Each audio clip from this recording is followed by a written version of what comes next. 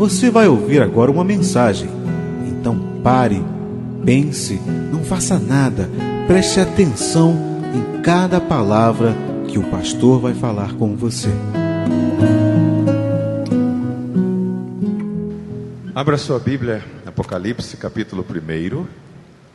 Nós vamos ler agora os versos de 17 a 20.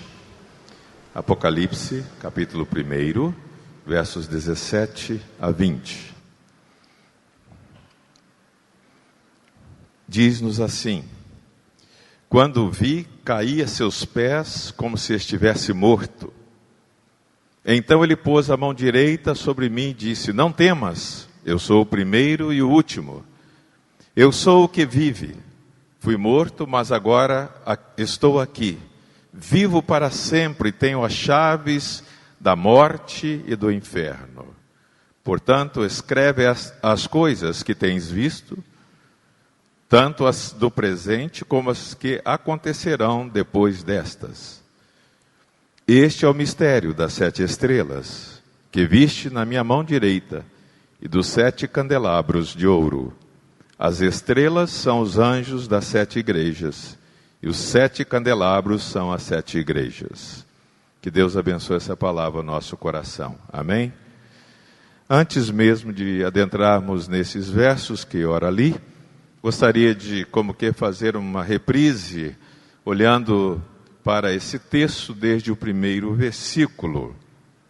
Quero lembrar-lhes que o livro é chamado de Apocalipse, em português, devido à origem do termo do grego. Em inglês é Revelation ou revelação, como está na primeira palavra aqui. Revelação de Jesus Cristo. Não foi uma revelação de João, mas de Jesus Cristo. Diz-nos o verso 1 que essa revelação tinha dada por Deus para mostrar aos servos, aqueles que haviam se convertido, mostrar as coisas que em breve deveriam acontecer. Muitas coisas em Apocalipse aconteceram naquela época. O livro fora escrito por volta do ano 95 da era cristã, quando era o imperador Domiciano. O livro foi escrito numa linguagem tanto simbólica quanto real. A simbólica principalmente para que os outros que não tinham conhecimento do Evangelho pudessem não entender, a fim de que não estrangulasse ou matasse mais cristãos. O tempo em breve deve acontecer, é um tempo que fala mais da qualidade, segundo os teólogos. Lembro aos irmãos que nós temos no termo grego pelo menos 2 palavras principais para tempo. Uma é o kairos, é o tempo pontual, momento de tempo. Outro é o cronos, o tempo que parte de uma data vai até a outra. Por exemplo, desde o descobrimento do Brasil até agora, estamos falando do cronos. O tempo kairos é o tempo pontual, é o momento. Tanto o cronos quanto o kairos, dentro do Apocalipse, eles são controlados por Deus. Deus tem os tempos em suas mãos. Toda vez que falarmos de tempo, ou quase todas as vezes nesse livro, nós estamos falando mais da qualidade de tempo, não preocupados tanto com as coisas particulares em relação ao tempo. Diz-nos o verso 1 ainda que ele enviou seu anjo para anunciar a seu servo João. O anjo aqui é o mensageiro. É aquele que recebeu a mensagem para transmitir. Ele não era o que deu origem à mensagem, mas o que levava a mensagem. A palavra anjo na Bíblia é para mensageiro. João aqui nós entendemos que era aquele apóstolo do Senhor. Ele já havia vivido com Jesus. Segundo a maioria dos comentaristas, João teve aquela experiência no apostolado, e ele pôde escrever o seu evangelho, o evangelho de João. Depois escreveu as cartas, 1ª, 2ª e 3ª João, e agora já numa idade, quem sabe com 90 e poucos anos, escreve esse Apocalipse. E João tinha tido a oportunidade de ter contato com a palavra, e diz aqui que atestou quanto viu da palavra de Deus. Lembramos que a palavra que João já havia escrito no seu evangelho, no capítulo 1, que no princípio era o verbo, a palavra, e a palavra estava com Deus, e o verbo ou a palavra era Deus. João tinha então esse conhecimento. E também fala do testemunho de Jesus Cristo, testemunho que Jesus Cristo havia dado na sua vida terrena e na sua vida depois de ressurreto. E para quem quiser ver, basta estudar 1 Coríntios capítulo 15. Diz lá que ele apareceu a mais de 500 irmãos, que ainda estavam lá vivos. Bem, quando nós chegamos no verso 3, fala da felicidade. Bem-aventurados os que leem e também os que ouvem as palavras desta profecia. Bem-aventurados significa felizes, e muito felizes, mas aqueles que leem. E alguns historiadores e comentaristas dizem, aqui era leitura pública. E ouvir a palavra desta profecia, para recordar para os irmãos que aqui estão, quando falamos profecias, na Bíblia nós temos pelo menos 3 momentos principais de profecia. Uma profecia era chamada a profecia pré-clássica, de 1 Samuel capítulo 10, verso 10, onde nós lemos lá que apareceu um bando de profetas. Aquele bando de profetas, um grupo de profetas, pertencia ao que nós chamamos da profecia embrionária. Estava ainda no seu começo, não tinha uma formação, como encontramos no tempo do século VIII a.C., que chamamos da profecia clássica, com os grandes profetas e os pequenos também, que nós sabemos os seus nomes, Isaías, Jeremias, Ezequiel, e depois os profetas menores, Amós, Joel e etc. Então nós já falamos do primeiro momento, mais ou menos, quem sabe, 11 séculos antes de Cristo, aquela profecia pré-clássica não formatada, e agora, no século VIII a.C., a profecia do século que fala desses profetas. E agora, qual é a outra? Qual é a profecia pós-clássica? A profecia pós-clássica vem acontecer até o tempo de João Batista, que diz-nos a Bíblia que essa profecia durou até João Batista. Nós ficamos na Bíblia com um período sem profecia, um período sem revelação. Eu não sei quantos dos irmãos aqui têm uma Bíblia antiga que tem aquelas 4 páginas em branco entre o Velho e o Novo Testamento. Alguém tem dessa Bíblia aqui? Vários têm. Significa o seguinte, que Deus não falou, Deus não deu revelação naquele período. Era um período muito crítico. Era um período de guerra entre os judeus. E existe um historiador chamado Flávio Joséfo que conta várias histórias do povo judeu. Existia naquela época, por exemplo, alguns imperadores muito maus. Um deles era terrível, chamado Antíoco Epifânio, lá pelo ano 150 anos antes de Cristo. Ele era tão maldoso que ele mandava matar os que seguiam a Deus.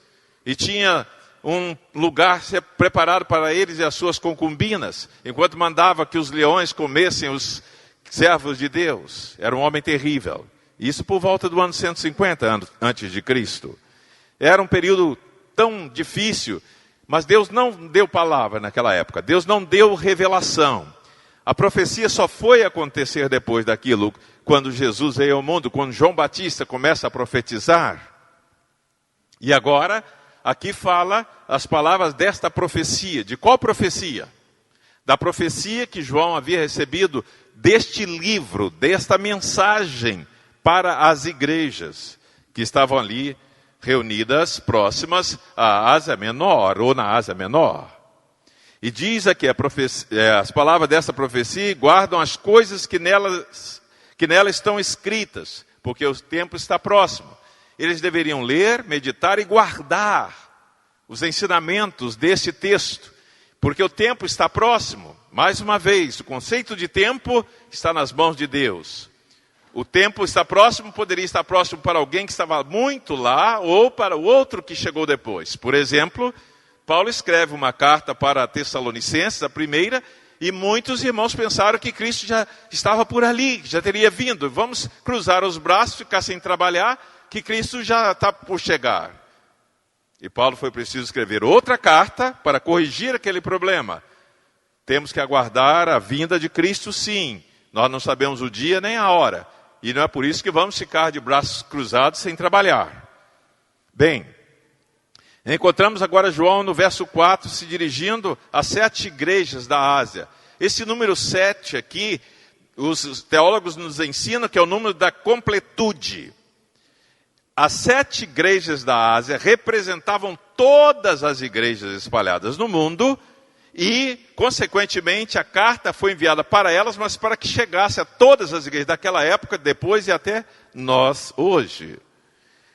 As 7 igrejas que estão na Ásia, e a saudação é linda: graça a vós e paz da parte daquele que é, que era e que há de vir. A graça, a caris de Jesus Cristo vem para libertar o homem do pecado. Por isso que Paulo vai ensinando-nos: pela graça sois salvos, por meio da... E isso não vem de vós, mas é dom de Deus. A graça maravilhosa, a graça salvadora era que João usava para saudar aquelas igrejas, falando daquele que é, que era e que há de vir. 3 tempos verbais aqui para falar da eternidade de Jesus. Ele é Deus para sempre, Ele é eterno, aquele que é, que era e que há de vir. E aí completa dizendo também da parte dos 7 Espíritos, a mesma ideia. A mesma ideia. O Espírito Santo é um só, mas a ideia de completude desse Espírito completo, total, desses que estão diante do trono. E vai dizendo mais, da parte de Jesus Cristo, o primogênito dos mortos, o príncipe dos reis da terra, que é fiel testemunha. Daqui a pouco nós vamos falar um pouco sobre isso, mais sobre isso. Fala daquele que nos ama, nos libertou dos nossos pecados, que nos deu o privilégio de nos tornarmos reis e sacerdotes. Aquele que vem, diz, com as nuvens, que todo olho verá, até aqueles que o traspassaram. Todas as tribos da terra vão se lamentar por causa dele, diz aqui. E fala também: eu sou o alfa e o ômega, a primeira e a última letra do alfabeto grego. Mais uma vez repetindo: aquele que é, que era e que há de vir. O El Shaddai, o Todo-Poderoso. Cantamos por aí El Shaddai, o significado é esse, é o Todo-Poderoso. Todo poder pertence ao Senhor, todo poder pertence a Jesus. Vamos para o verso 9. Eu, João, vosso irmão. A palavra irmão no grego é uma palavra muito linda. É a palavra para adelphos. Significa irmão aquele que foi lavado, purificado pelo sangue de Jesus e que se une ao outro. Não é tanto uma questão de identidade só eclesiástica, mas é identidade espiritual, é muito mais profundo que isso. Adelphos é para aqueles que foram lavados pelo sangue de Jesus e unidos por esse próprio sangue. Esta é a palavra no grego. Diz também que ele é companheiro na tribulação, no reino e na perseverança de Jesus, e que ele estava na ilha de Pátimos. A ilha de Pátimos foi o local para onde João foi mandado. Os teólogos dizem que João escreve esse Apocalipse, mas ele não tinha ali nenhum escriba, nenhuma pessoa para lhe ajudar, como acontecera com o Evangelho e com as cartas. Até alguns criticam, dizem que o grego dele aqui não era lá 100%. Não importa isso. Mas João estava lá, exilado naquela ilha, por causa da palavra de Deus e do testemunho de Jesus, concordando com o verso 2 que nós vimos aqui. O verso 9, falando disso, e o verso 10 agora diz que foi no dia do Senhor. Que dia do Senhor era esse? Será que era segunda, terça, quarta, quinta, sexta, sábado? Não. Era exatamente no primeiro dia da semana, no domingo. Alguns de outros grupos religiosos querem fugir da interpretação desse texto, dizendo: não, aqui foi um engano, mas aqui está a pura verdade. Os cristãos celebram o primeiro dia da semana, por causa da ressurreição de Cristo. Não celebramos o sábado, não estamos presos ao sábado, ao legalismo judaico, mas celebramos o dia da ressurreição de Jesus. Por isso João diz: foi no dia do Senhor. E ele se encontra em espírito, ele agora ouve aquela voz forte como de trombeta, e mandando escrever aquele livro, dá o nome das igrejas, e depois ele entra para ter a visão daquele que estava falando com ele. E nós já descrevemos isso, já falamos sobre esse que se apresenta como sumo sacerdote, vestido de uma túnica longa. falamos desse que vem de cabelos brancos, do sinal de reverência, falamos desse que tem os cabelos como a neve, sinal de honra, falamos desse que tem olhos que penetram a nossa alma, olhos que fazem uma diferença muito grande quando virados para nós. Falamos daquele que também tem os olhos como uma chama de fogo, à vista daquilo que estudamos em Daniel capítulo 10, a mesma ideia lá. E os pés dele, parecidos como metal, como bronze, no sentido ali de poder. E esse metal, refinado em fornalha, e a voz como a voz de muitas águas, que aparece em muitos textos do Velho Testamento que nós já mostramos. E depois fala da mão direita, que ele segurava 7 estrelas. A mão direita é símbolo de poder. E saía da boca uma espada afiada. A Bíblia é a palavra de Deus, é a espada. Hebreus 4:12 fala isso, ela penetra entre juntas e medulas. Então, é o poder da palavra aqui. E a palavra afiada, espada afiada de 2 gumes. Porque é para demonstrar que ela tanto corrige, quanto ela consola, conforta a pessoa. A palavra de Deus não é só para a gente dizer, está tudo bem. Ah, Deus é maravilhoso. Deus é amor. Ah, essa coisa. Não, Deus é um Deus que corrige também. Que puxa a nossa orelha. Se tem que puxar a orelha, a gente tem que se submeter a Ele. É o outro lado. É o outro lado da espada, da palavra de Deus. Se erramos, Deus nos corrige. E precisamos estar atentos para isso. Depois, fala, na mão direita segurava 7 estrelas, e da sua boca saiu uma espada afiada, 2 gumes, seu rosto brilhava como o sol no seu fulgor. O rosto de Cristo, já falamos sobre isso. Que rosto maravilhoso, brilhando como o sol da justiça. E depois que João teve essa visão, agora sim, quando vi, caí a seus pés como se estivesse morto. Essa introdução para perguntar agora, o que fazer quando estamos diante de Jesus? Que lições podemos aprender com a experiência de João depois de ter visto o Cristo glorificado? Como você se comportaria diante de uma autoridade?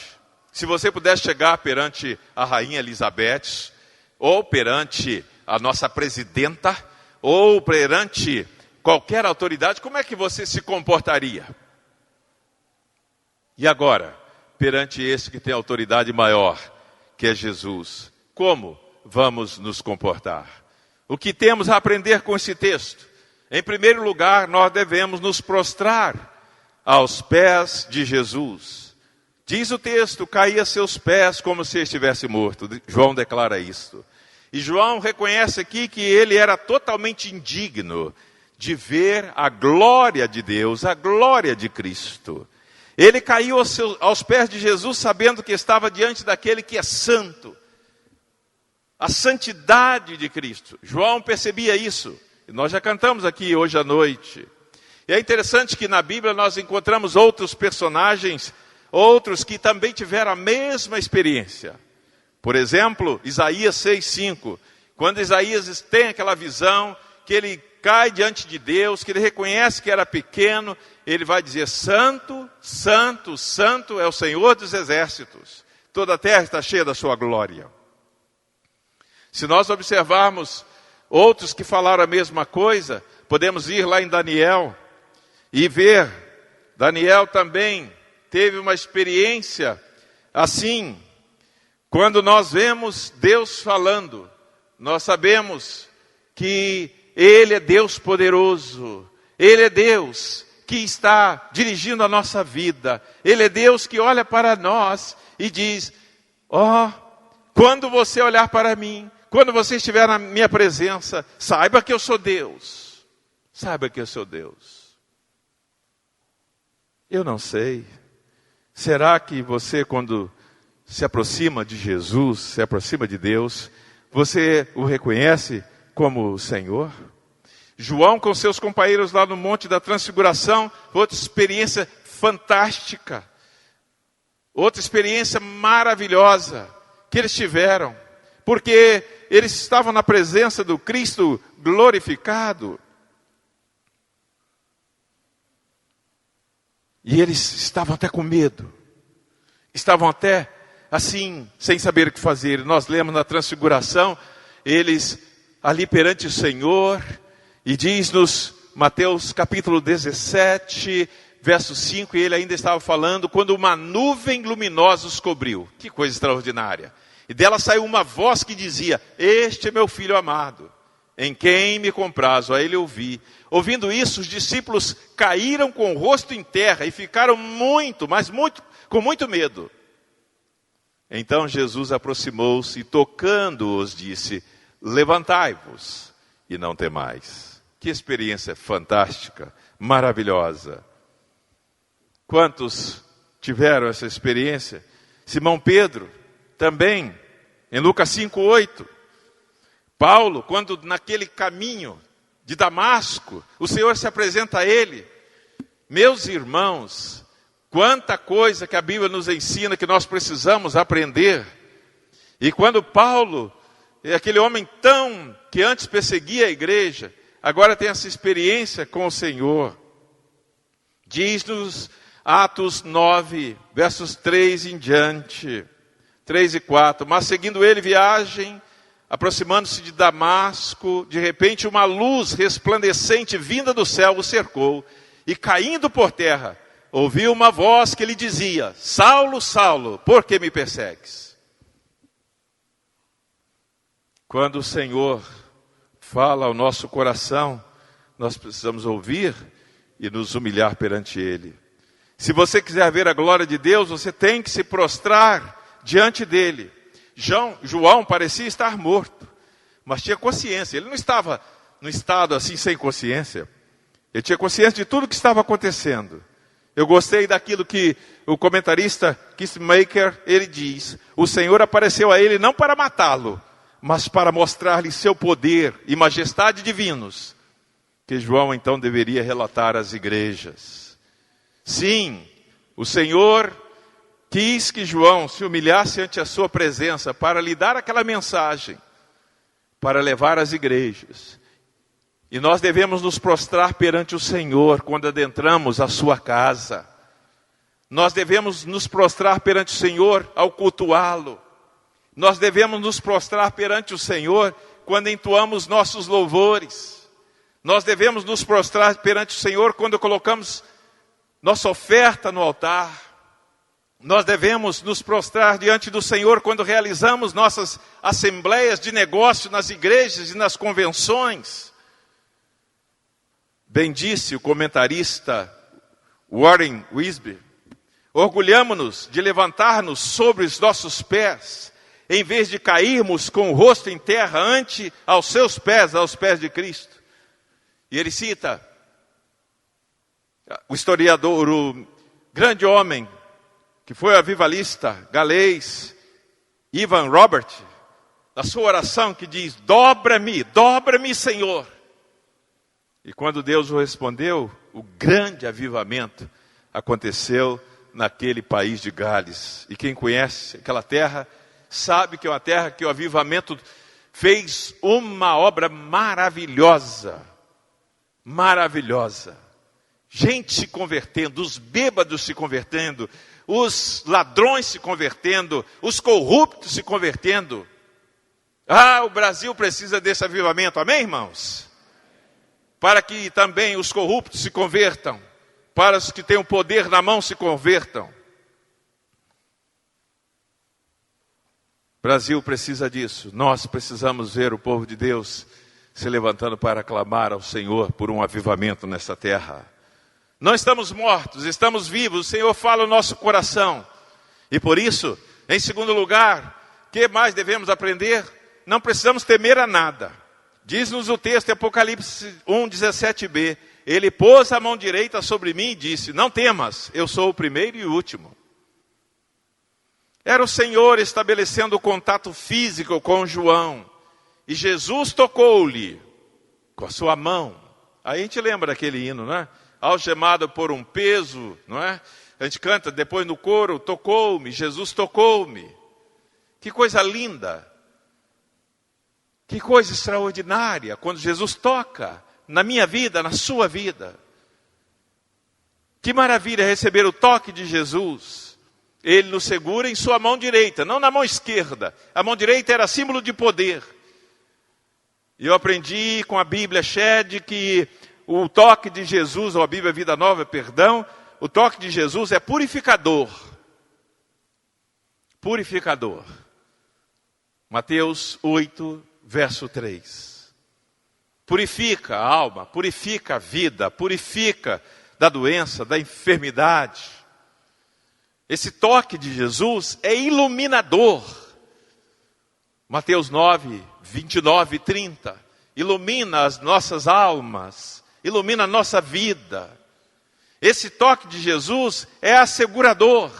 Mateus 17, 7. Esse toque de Jesus é libertador. Marcos 7, 33 e 35. Esse toque de Jesus é curador. Lucas 22, 51. Jesus curou tantas pessoas, curou aquela sogra de Pedro, curou aqueles que eram paralíticos, só com o toque que vem dele mesmo. Talvez você esteja precisando desses toques de Jesus, de sua mão operando sobre você, sobre a sua vida. Aí será que você poderá cantar, tocou-me, Jesus tocou-me?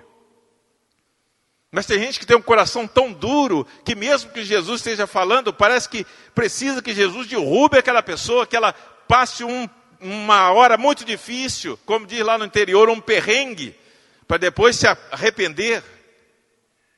Tem gente com o coração tão endurecido que ouve a palavra milhares de vezes e não dá crédito à pregação, como pergunta Isaías. Precisa ser quebrado, quebrado por Jesus. Mas o orgulho não deixa. O orgulho não deixa. Batizei há alguns anos na igreja que estava um senhor que ele tinha frequentado a igreja por mais de 30 anos. Já estava idoso. Um dia eu perguntei para ele, o que o senhor está esperando? Estou querendo acertar algumas coisas na vida, porque o senhor sabe. Falei, mas o senhor já está com acho que já tinha mais de 75 anos, está esperando o quê? Por que não se converte? Precisa ser quebrado pelo toque de Jesus. Precisa ser tocado para mudar a mente, o coração. Fiquei pensando João sendo tocado pelo Senhor. E veio aquela voz do Senhor garantindo para João que ele não precisava ter medo. Não temas. Não tenha medo. Encontramos na Bíblia outros personagens que tiveram a mesma experiência. Um deles é Daniel. Daniel também experimentou o mesmo e Deus lhe garantiu isso. Não tenha medo. Daniel 8, 18, 10, 10 e 12. É interessante nós observarmos isso. É interessante nós vermos como Deus vai falando aos seus servos e vai dando esta palavra para garantir-lhes que não precisam ter medo de nada. Medo de nada. Porque o Senhor é conosco. Amém, irmãos? Não devemos ter medo. Medo de coisa alguma. Porque o Senhor está diante de nós. Daniel 10, 12. Então me disse, não temas, Daniel, porque as tuas palavras foram ouvidas desde o primeiro dia, em que aplicaste o coração a compreender e a humilhar-te diante do teu Deus. E eu vim por causa das tuas palavras. Que coisa linda, não é? Que coisa extraordinária. Não temas. Não temas. Mas tem que se humilhar perante Deus. John Stott escreve no livro Ouço o Espírito, Ouço o Mundo, faz uma citação de um determinado escritor que diz: a coisa mais difícil que tem é descer do pedestal para lavar os pés dos outros que estão lá embaixo. Quantas pessoas que não querem se humilhar perante Deus e não querem nem sequer ajudar o próximo. Mas por várias vezes Jesus já havia dito isso para os seus discípulos. Não temas. Lembra daquela tempestade lá no mar da Galileia? O Senhor fala, não temas. Mais uma vez no Monte da Transfiguração, Mateus 17, 7. Não temas. Na viagem missionária, Atos 18:9, não temas. Quem vai ser missionário aqui não precisa ter medo de nada. O Senhor é contigo. E lá na prisão, Atos 16:11, não temas. Se alguém foi preso injustamente, se alguém foi preso sem merecer, mas se é filho de Deus, não precisa temer a nada. O Senhor vai libertar. Eu tinha um colega na Inglaterra, um angolano. Ele era de Porto Ambuim, Angola. Ele me disse, os comunistas chegaram lá e do nada falaram para ele, está preso. Ele é pastor de uma igreja pentecostal. E ele falou, bom, estou preso. Foi para a cadeia. E ele ficou lá na cadeia. Ele falou que enquanto estava na cadeia, estava evangelizando os outros. E depois de uns 6 meses, do nada, chegou o guarda e falou, José, sai. Ele falou, mas eu quero saber como é que é o processo. Não tem nada disso, não, sai. Está livre. E ele dizendo que os comunistas nas suas ilhas lá em Angola, cheios de poder, com muita riqueza, e o povo dentro de Angola sofrendo. E ele pregando. E ele podia falar que ele era de lá. Ele pregando o evangelho. Falei que Deus tenha misericórdia daquele povo que fala a mesma língua, que sofreu e sofre até hoje como resultado do domínio, do mal. Mas o Senhor tem agido de forma maravilhosa. E a voz do Senhor tem chegado naquele país. E o evangelho tem chegado naquele lugar. E agora muitos podem ouvir essa palavra do Senhor. Não temas. Sabem, Jesus jamais desampara a gente. Jamais abandona a gente. Ele não nos deixa sós. E a gente não precisa temer nada. Porque Ele está dizendo, não sou eu. Ele diz, não temas. E aí, lembramos as Escrituras que nos garantem isso. Eu convido você a ler esse verso lindo da Bíblia, extraído de Isaías 43:2. Leia comigo. Quando passares pelas águas, eu serei contigo. Quando pelos rios, eles não te submergirão. Quando passares pelo fogo, não te queimarás, nem a chama arderá em ti. Que bênção, né, irmãos? Que maravilha, não é? Que coisa extraordinária. E a visão que você precisa ter de Jesus, você vai encontrar nesta palavra.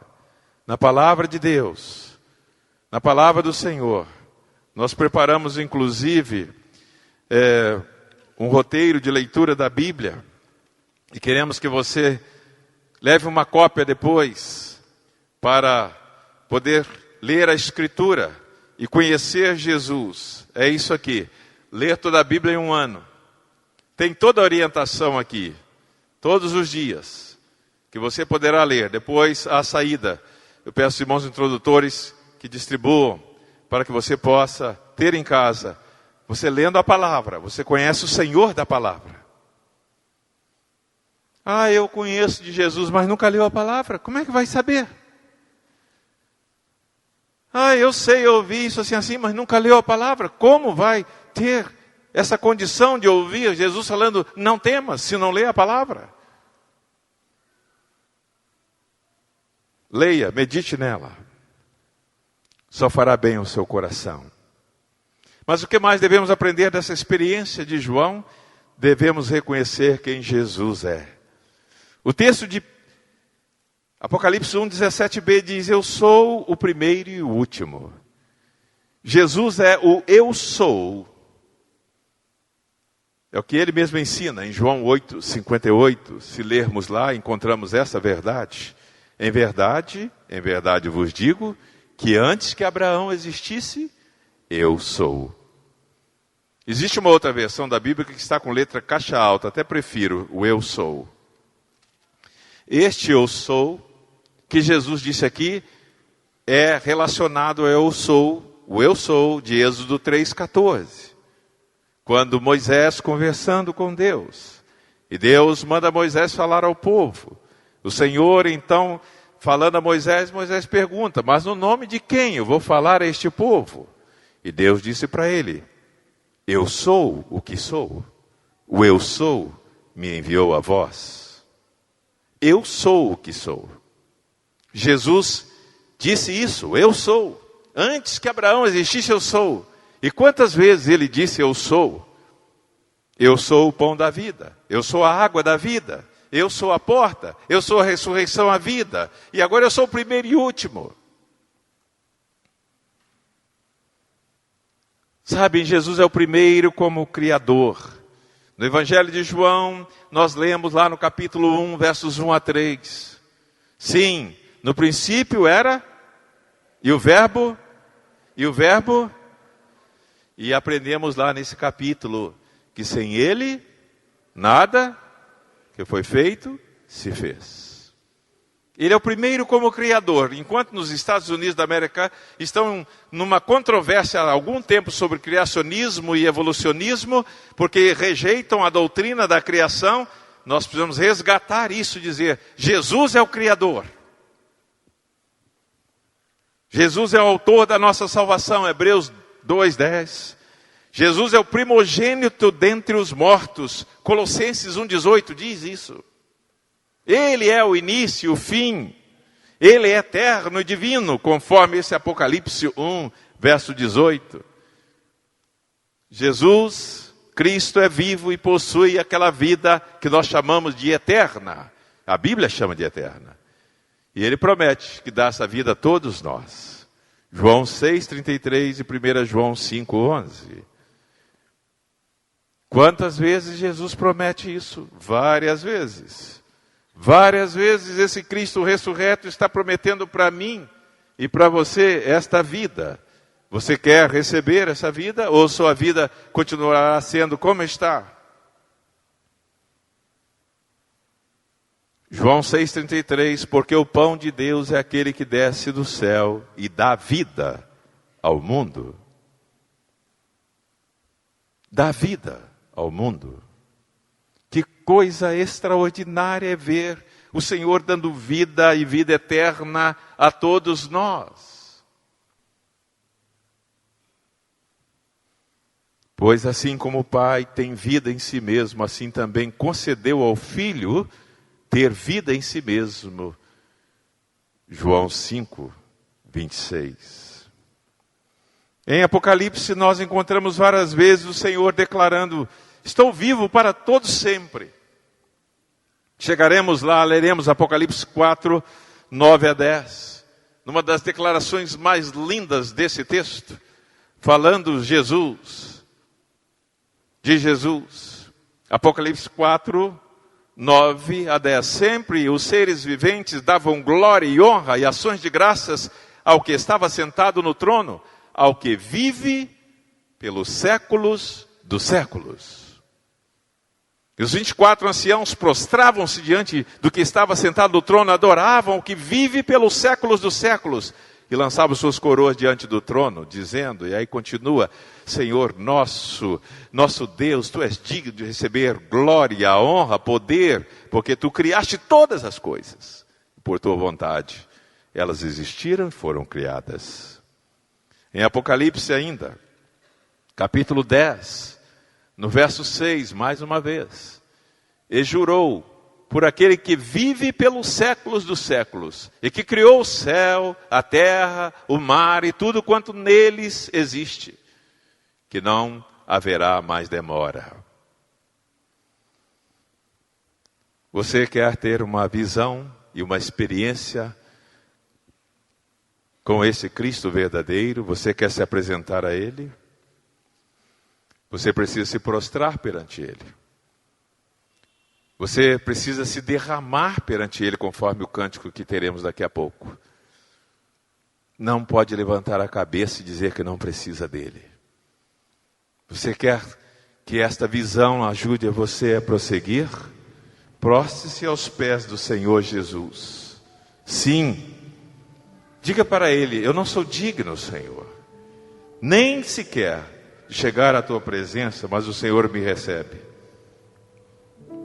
Permita que o Senhor entre em seu coração nesta noite e que Ele possa ajudar você a atravessar os piores momentos de sua vida. manifestando a sua presença,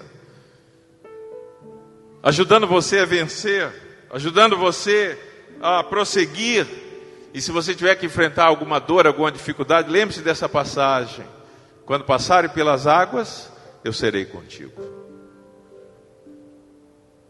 Quem sabe você ainda não sabe, não conhece quem é Jesus, esse que diz que eu sou e que está aqui.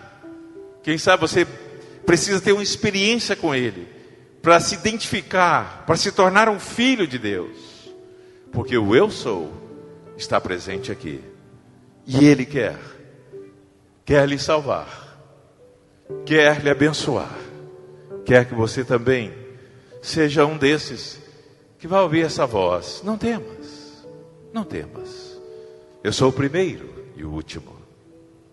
Você está preparado para a volta de Jesus? Você está preparado para viver neste mundo? Permita que o Senhor lhe ajude, para que você não tenha medo de nada, mas permita que esse toque maravilhoso de Jesus alcance a sua vida, para você ser transformado por Ele, para você viver para Ele, e glorificando sempre o nome do Senhor. Que Deus nos abençoe.